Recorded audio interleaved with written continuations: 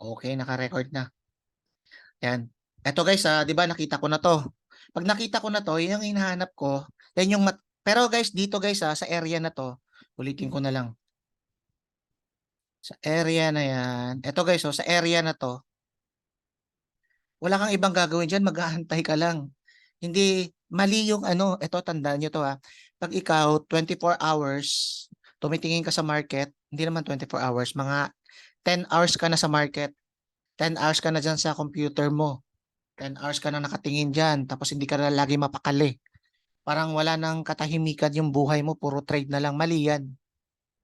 Kaya dapat kasi relax ka niyan. Pero pag yan yung nakikita mo, siguro baka baguhan ka pa lang, okay yun. Pero hangga't maaari, huwag niyong gagawin yan.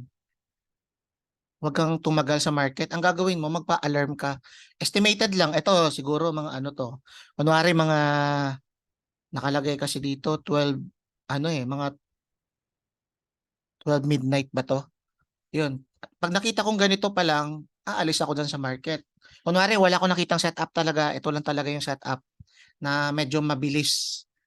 Ang gagawin ko, magpapa-alarm ako niyan. Siguro mga ano to, estimated ko mga after 5 hours. Tingin ako ng after 5 hours. Pero kasi, magda-W pa kasi yan. Siguro mga 8 hours. Mga ganun. Basta mag-aantay ako niyan. Hindi ako magte-trade. Wala akong ibang gagawin na ito, practicean ko to. Ito, walang ganun. Hindi ako magte-trade talaga. Aantayin ko talaga yan. Pero once na dumating na siya, ito, nag-aantay ako, waiting, still waiting, waiting, waiting. Hindi ako magte-trade as in walang trade na magaganap. As in wala. Ayan, wala. Kahit ano pa yung market dyan. Oh guys, may ano, may event. Wala. Hindi ko gagawin yan. Hindi ako magte-trade. Yan yung gusto kong ituro sa inyo na psychology. Waiting. Kung day trader ka, pero kung scalper ka, labas na ako doon. Kasi ang scalper kasi ibang time frame yan eh. Pwede ka mag-trade anytime dyan eh. Kumaga hindi to pang scalp, ano to, day trade to. Ang day trader kasi, ito yung ano, siguro ano lang, basta within a day lang nagtitrade. Yun. Mabilis, ano lang to, siguro pinakamatagal na to, 2 days. May result na yung ano mo. Pero minsan kasi ano lang to mga 12 hours, 8 hours, tipihit na kagad. Yun. Yan, aantayin ko yan. Pag lumabas na, katulad nito, wala pa rin. Di wala. Kahit ano pang pangalan ng event dyan, guys. Kahit may event pa dyan. Kahit pinakamalupit pa na event dyan. Ito, wala ko na, wala. Actually, guys, wala naman ako pakialam talaga sa event eh. Sana kung may, ano lang to, guys, tinitingnan ko lang to para at least may idea ako kung paano ako dyan mag-entry. Kung anong oras ako mag-entry. Kasi gusto ko ng event para mabilis yung setup lumabas. Yun. Katulad nito, kunwari, nagkaroon ng event. Ang binigay sa akin, event siya, pero ang binigay sa akin, confirmation. Tandaan nyo na guys, ang binigay sa akin ng event, confirmation to buy. Yan. Kaya after ng event, ito yung lumabas. Kunwari, event to. Event ng AUD. Ito yung binigay sa akin. E di doon pa lang ako magbabay. Hindi nga nandito guys, nandito pa lang yung price, bigla ka na magbabay ka agad. Wala nga confirmation sa trading plan natin eh. Bakit ka magbabay? Coach, lumipad naman eh. Mali yun. Maling mindset yun. Kumbaga nanalo ka sa tsamba. Paano pag bumagsak pala? Yun. Yun ang ibig kong sabihin. Yung panalo sa tsamba, wala yan guys. Babawiin sa inyo yan. Pero kung nanalo ka, dahil sa pagiging disiplinado, tapos kabisado mo yung trading plan mo, alam mo kung saan ka mag-entry, alam mo saan ka mag-exit, tapos consistent mo na yan ginagawa daily, tapos nanalo ka, yan guys, legit yan. Yan yung ano, yan yung pangmatagalan. Na kahit ilang years na yung makalipas, still, ganun at ganun lang yung gagawin mo. O katulad nito, ito, ititrade ko to 2%, sabihin ko 2%. Tapos bibigyan ko to ng ano, ito medyo malapit lang. Pero sa akin, syempre, kung ititrade ko to siguro dito. Yan. Antay ako ng pullback dyan. Pero pwede ka na mag-entry dyan ah. Or pwede ko tong pasukan ng ano, depende sa mood ko. Pwede ko tong pasukan ng 1%. At least may entry na ako. Tapos take profit ako dito. Depende. Ito. Ito, first order block. Yan. Ito guys, kitang-kita nyo yung order block ah. Ayan o. Dito nag-swing, ganyan. Tapos dito kasi wala na eh. Wala na ako nakitang order block eh, except sa mga imbalance na yan. Mga maliliit. Yan. Dito ako magtitipi.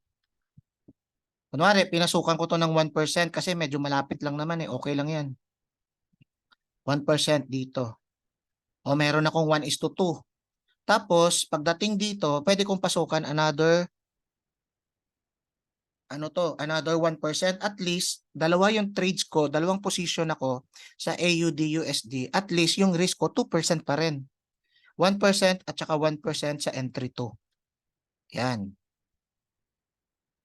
Ayan, ito yung trades ko guys. Example lang. Tapos ang gagawin mo, kung ma-hit man yung stop loss, kunwari, tinatanong ko lagi sarili ko, okay, nasunod ko ba yung plan ko? Okay, may confirmation ba? Valid ba to? Tapos dito ako nakafocus guys, oh. Dito lang ako nakafocus. Yan, titingnan ko lang yan. Titingnan ko ba to kung itong candle na ba to, malaking candle, di ba? Actually, wala nga volume eh. Pero okay lang yan. Kung may volume sana, mas okay. Pero dahil nakita ko yung candlestick, malaki siya, tapos pa-W na siya, tapos sumusunod sa game plan ko na valid breakout. Okay, valid breakout. Tapos, nasunod ko ba plan ko? Okay, kompleto na lahat. Tama naman, nasa ano siya, nasa counter trend strategy. Ayan o, naka-M. Okay, counter trend strategy. Ganyan, okay. Sige, papasukan ko to. Dahil tama siya sa trading plan ko, pasok sa lahat ng trading plan ko, magre-raise ako ng 0.5 to 2% lang. Hindi ko pwedeng sabihin na dahil nasunod ko yung trading plan ko, magsi 60% ako. Kasi tama yun, to lilipad talaga to. Hindi ganun. Mali yun guys. As in maling-mali. Ang mindset ko dito, eto pag natalo to, okay, irerespeto ko to kasi sinunod ko naman yung trading plan ko. Hindi ko alam kung lilipad to. Basta sa akin, naka-risk management ako, maayos yung psychology ko. Makakatulog ako na mahimbing. Or pwede akong pupunta sa mall or ilalaro ko yung anak ko tapos hindi ako kakabahan. Eh sa tingin nyo guys, pag tumaya ka dyan ng 50%, hindi ka ba kakabahan nun? Siyempre kakabahan ka nun kasi ang laki ng taya mo eh. Ibig sabihin parang ano yun eh, parang one day, one time, big time. Itaya mo to, dodoble yung pera mo or matatalo ka ng 50%. Worst case nga kung 100% yung tinaya mo eh. Yung tipong pag na-hit yung stop loss mo, ubos ka. Pero pag nanalo ka, lalaki yung withdrawal mo. Bongga ka nun. Kumbaga, ano ka nun, panalo. Tuwang-tuwa ka nun. Guys, mali yan. Gambling tawag dyan. Kung magsusugal kayo, merong casino guys. Pero kung dito nyo yan gagawin, medyo lalaki talaga yung depression nyo pagdating ng panahon. Lalo na pag tinuloy nyo pa yan. Kasi depression yung ano dyan, yung kinahinatnan.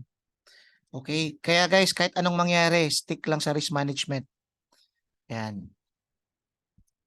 Yan. Tapos pag ganyan na, okay, gumana na to, gumana na, nag-execute na. Nag-execute na rin yung entry to ko. Hayaan mo na. Hayaan mo na yung market yan kung mahit yung SL mo or mahit yung TP mo. Tapos ang gagawin mo, alis ka na sa market, close ko na to. Okay, close ko na to, nakapag-entry na ako. Bahala na yung market dyan kung anong mangyayari. Basta ang ginawa ko, dito ako magtitipi. End of story. Tapos na. Alis ka na sa market. Ganun. Nood ka na ng mga motivation, magtrabaho ka na, or punta ka dito, punta ka doon. Gawin mo na yung mga ginagawa mo. Pero kung ano, ito kasi yung turo sa akin eh. Ito yung natutunan ko. Once na nag-place ka ng trade, tapos hindi ka mapakali, tapos kinakabahan ka, ibig sabihin, mali yung ginawa mo. May nag-cheat ka. Yun. Yun talaga yung tinitingnan ko lagi eh. Doon talaga kasi ako nagkakamali dati guys, doon ako nagsasablay. Yan, kaya natalo ako na ng, naku, sobra. Alam mo yung tipong nag-trade ka ng gabi, tapos hindi ka makatulog, tapos madaling araw na 2 AM sumisilip ka pa sa chart. Kamusta na kaya yung trades ko? Kamusta na kaya yun? Tapos parang pinagpapawisan ka pag medyo nagpo-pullback. Biglang gumagano, no? Sabi ko, putik, hindi ako makatulog ah. Yan. Ibig sabihin pala, may mali ka palang ginawa. Pero pag nag-trade ka, nag-place ka lang ng 2%, kahit anong mangyari dyan guys, promise, hindi yan makaka-apekto sa psychology mo, yung 2% risk. Promise, makakatulog ka ng mahimbing. Oo. Yan, tapos pag ganyan, ganyan, hayaan mo lang, ayun, no, nag-pullback ulit. Hayaan mo lang. Tapos pagising mo kinabukasan, biglang ganito na, o ayan, no, psychology ulit. Ayan, no. Ang tindi guys ng psychology, promise. Sobra. Ito, oh, nakita mo yung psychology. Basta 1:2 sa akin, okay na. Pero pag dito, 1:5, depende pa rin eh. Pero ngayon kasi guys sa akin, everyday, minamaster ko talaga yung psychology. Kumbaga, hindi ko sinasabi na 100%, pero sa akin, everyday, psychology yung ini-improve ko. Yung strategy, tapos na tayo dun. Basta guys, ano nyo lang i-focus nyo guys yung tinatawag na valid breakout or fake breakout. Pag na-master mo yun, promise. Lalo na pag nakita nyo pa yung mga zone na yan. Pero guys, kunwari, dito ka nag-aabang, wala palang zone, mali yun. Pero hanap ka rin sa key level. Hanap ka ng mga key level katulad nito. Bakit siya lumipad? Kasi nasa key level. Ayan o. Meron kasing tinatawag dito na order block. Yan. Pero pag walang order block dyan, huwag ka maghanap dyan. Okay.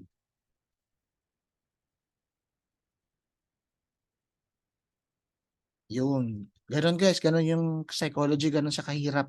Lalo na ito, oh. Imagine mo, lumipad na, tapos bumagsak pa. Tapos lumipad na, bumagsak ulit. Tapos biglang pipihit pala. 'Di ba? Ito guys yung pinakamahirap.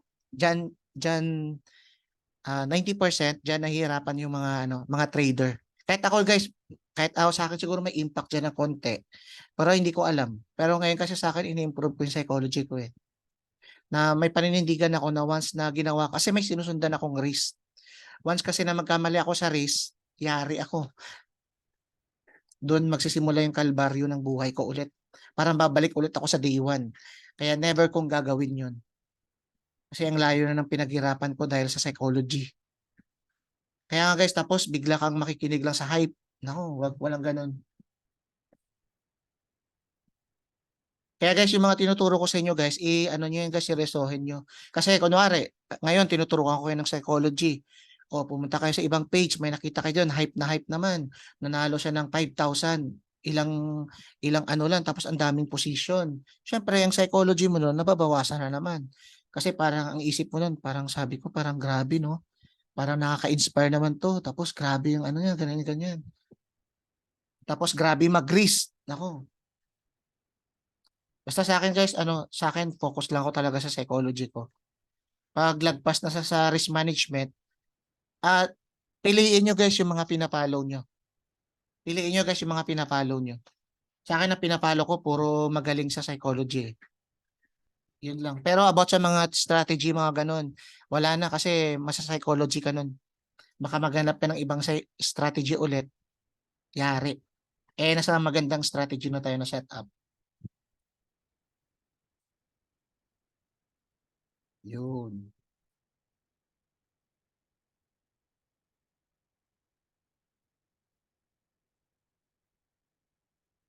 Actually, ito sir, yung question mo sir, parang ganito. Live ba to? Wait lang live ba to? Yan. Eto, ayun, buti nga may live. Eto sir, kunwari sir, di ba may nakita tayong M? Eto, may live to Eto, may nakita tayong M sa USDCHF. Yan. Eto sir, bago ako mag-buy dito, eto sir bago ako mag-buy dito, titingin muna ako kung may valid ba dito na OB. Pero sa ganito kasi sir ngayon, wait lang titingnan ko. Hindi, 4 hour dapat eh. Imbalance, pwede naman. Wait lang imbalance. OB yung hinahanap ko eh.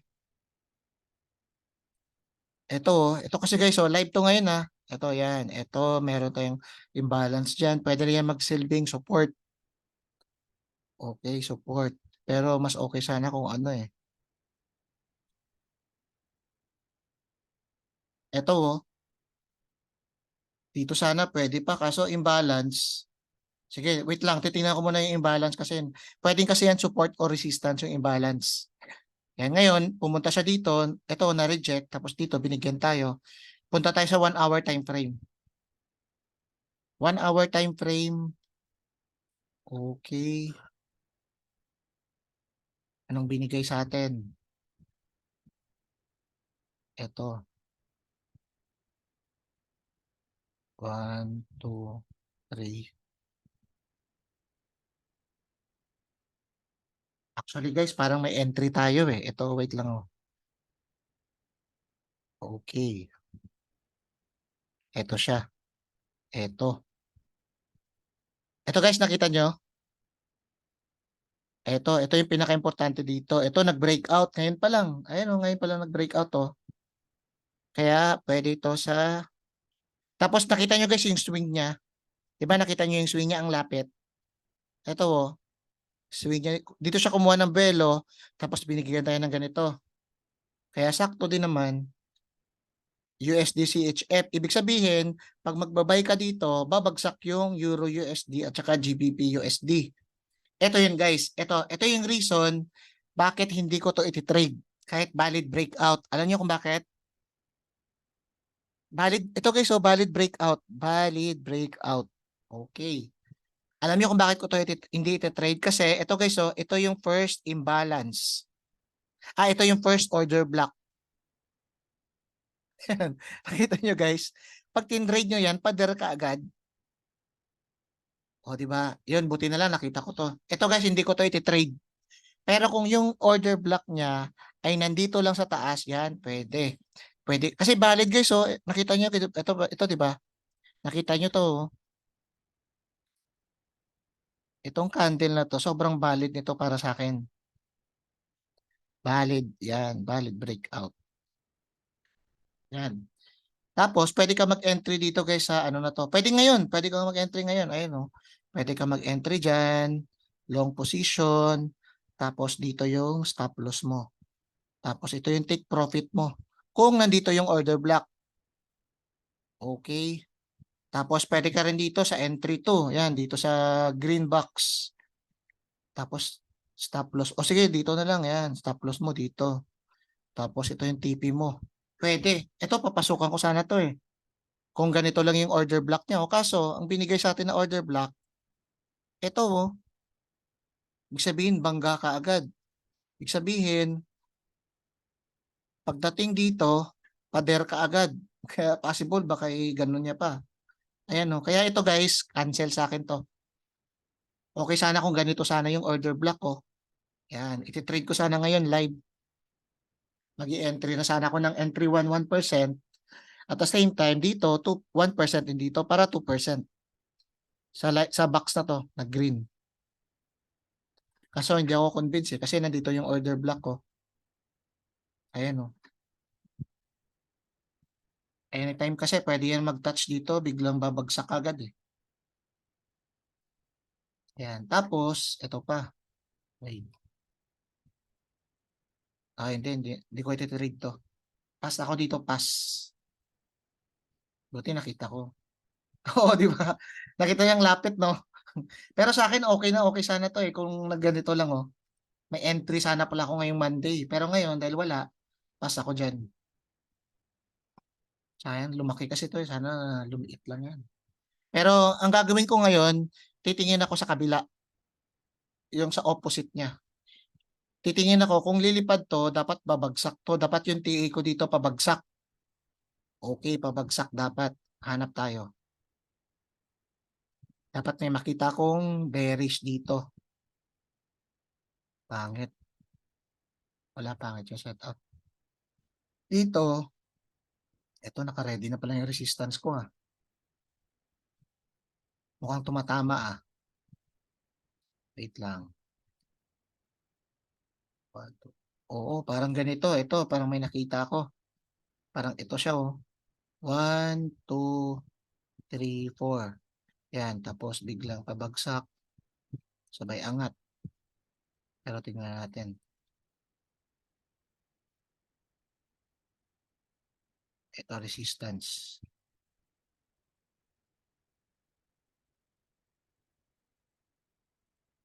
Yan, kailangan may makita kong M dito guys ha, na valid. M. O guys, may nakita ba kayong M? Wala. Tsaka ang pangit pa kasi tingnan nyo, may gap.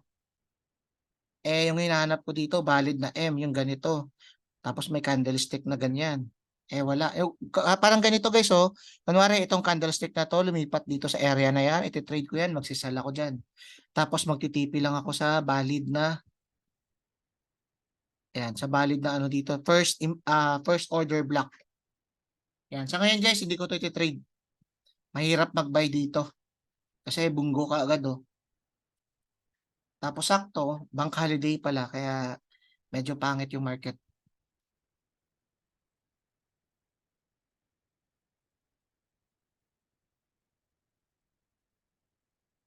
Ito nakuha na nga ito, tapos na to. Ito ba yung sample kanina? Oh, yun pala, ito pala. Sorry.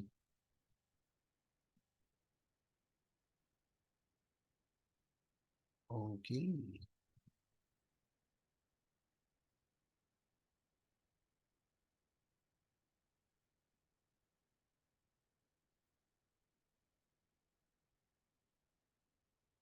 Wala, medyo pangit. GBP.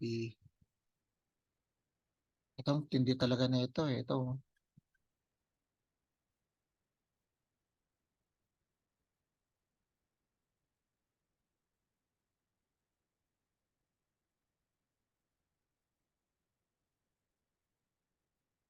Okay, and card. Wala pa. GBP-JPY. Ito pala guys, ito. Ito sana yung hinahanap ko eh dito sa one. Kaso wala. Kaya cancel to, wala to. Ano na lang, cancel to guys ha, yung counter trend ko na buy. Dahil hindi tumugma sa hinahanap ko. Dito na lang ako mag-aabang ng buy. Yung sell pala. Yung sell niya, inaabangan ko dito guys eh. Kaso wala. Iba yung nangyayari. Kaya dito ko mag-aabang ng change of character. Dito sa area na to. Eto. Yan. Yan. Dito guys, pag may makita ako.